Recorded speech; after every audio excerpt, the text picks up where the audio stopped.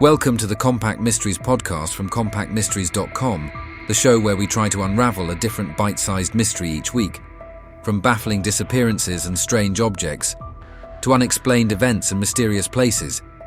This is episode 52, The Mystery of the Campden Wonder.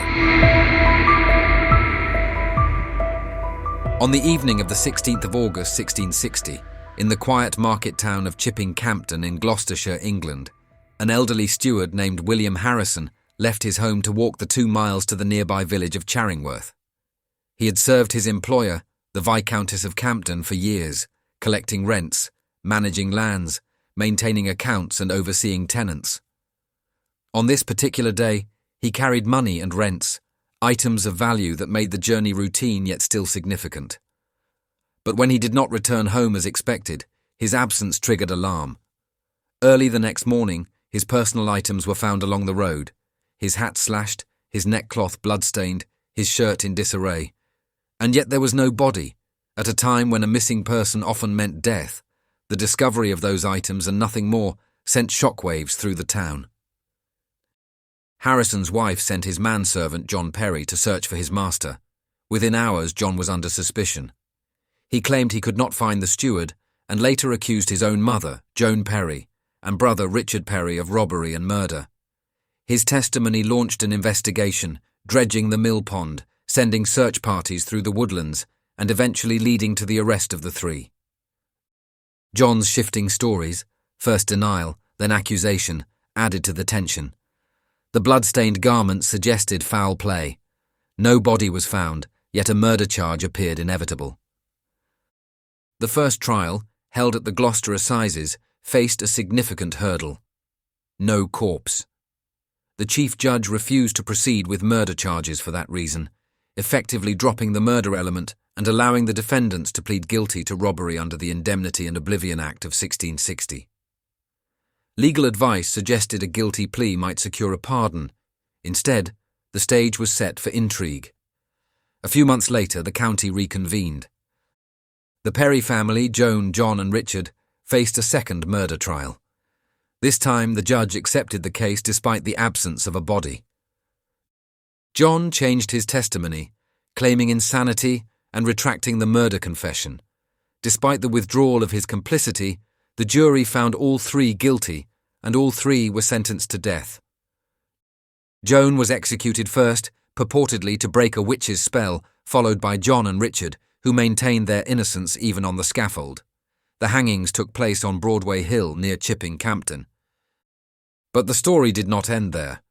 In 1662, approximately 2 years after the steward's disappearance and the Perry's execution, William Harrison returned. He travelled back to England from Lisbon, claimed to have been abducted, sold into slavery in the Ottoman Empire after a ship's journey, and finally made his escape. He offered a tale of highwaymen, Turkish captors, doctors who bought him as a slave in Smyrna, and eventual passage back to England. The shock was profound. A man presumed dead had been alive all along, and 3 people executed for his murder had died unjustly. The juxtaposition of the executed and the returning master gave the affair its name, the Campden Wonder. The evidence is slender, yet provocative. Harrison's personal effects found on the road, the witness statements of John Perry, and the eventual return of Harrison himself all present more questions than answers. Why did Harrison ever disappear? His own account claims robbery, abduction, transport to the Ottoman Empire and slavery. But critics point out the improbabilities. A 70-year-old man moved so rapidly into enslavement, and the lack of records about such a journey. John Perry's confession is likewise suspect. Why would a servant confess to a crime he did not commit? Modern forensic psychology considers false confessions possible under duress, mental instability, or manipulation. The absence of Harrison's body weakened the case, yet the second trial defied precedent and secured execution.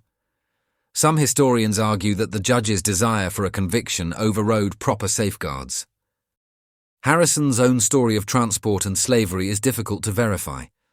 No contemporary documentation exists of his alleged African Ottoman captivity, no record of purchase or sale, and no clear account of how a man could traverse multiple nations, evade detection, and return home.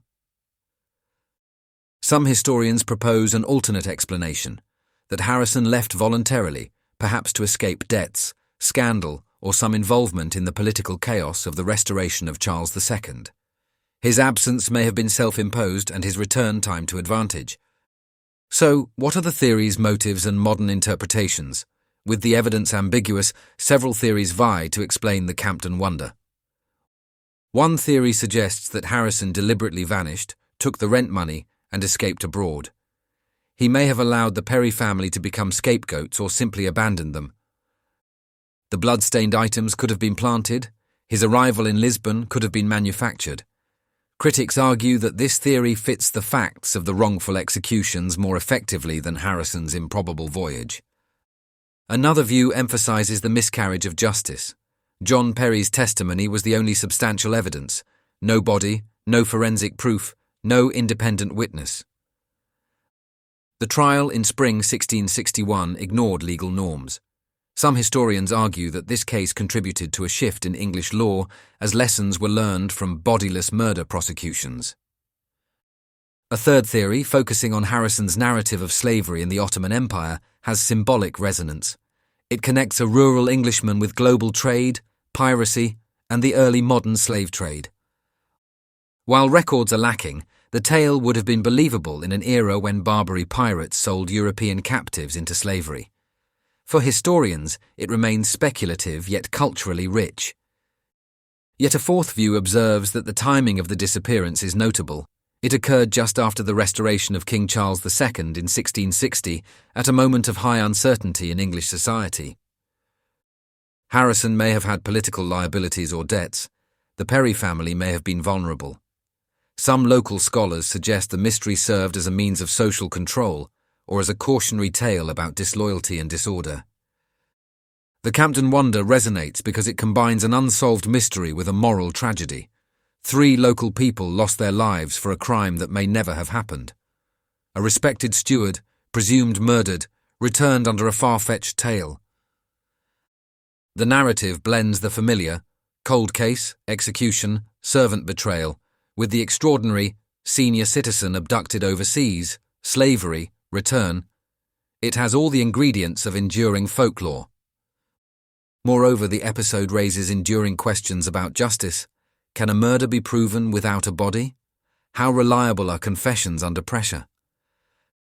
The case also shows how local events in small towns interacted with global forces, piracy, empire, and restoration politics, to produce something bewildering. It is a story of disappearance, accusation, execution, and return hardly one genre alone can contain. Today, the hills around Chipping Campden, including the spot near Broadway Tower where the executions took place, remain tourist attractions for those drawn to the tale. Historical societies publish local accounts, novels dramatize the events, and bloggers walk the same winding lanes where Harrison once wandered.